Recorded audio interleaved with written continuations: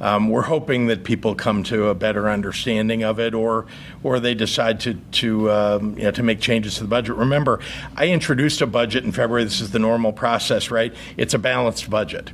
Then it goes to the legislature. It's really up to the legislature at that point to make decisions about whether they like what was in that original budget, what they might want to change. In my district, I represent a lot of small independent retailers, and they would tell you that it's been a really difficult several years, and that this discount really doesn't, for those mom and pop shops, doesn't actually cover the cost of the software and the time that's required to remit these taxes. So under this proposal, 97% of retailers in Illinois would be getting more money in their pockets than they're getting today, and then they would get under the governor's proposal. It's a reimbursement, not a loophole or a skim or some of the other factually incorrect terms that have been designed to try to delegitimize it. We have by far the lowest automatic payment threshold in the nation, and we have the fastest remittance.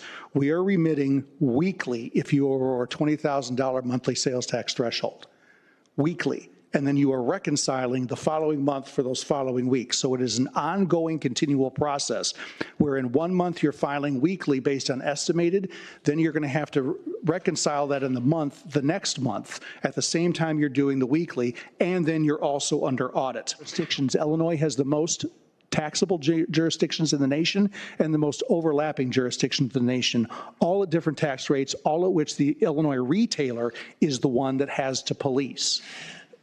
Leader Spain's bill basically does what happened during the suspension during COVID, the suspension of the grocery tax, which is it backfills the revenue that would be going to local governments with general revenue funds from the state.